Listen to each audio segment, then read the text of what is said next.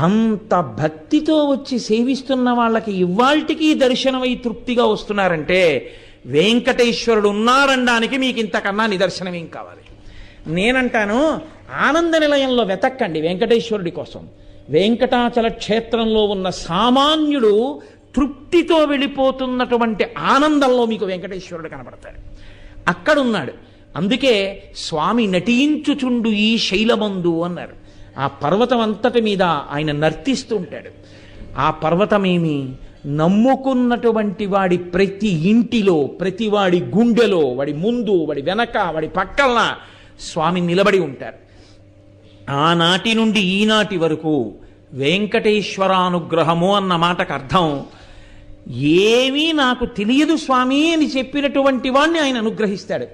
నాకు ఇది తెలుసు అనుకున్నవాడినో, నేను ఇంత గొప్పవాడిని అనుకున్నవాడినో ఆయన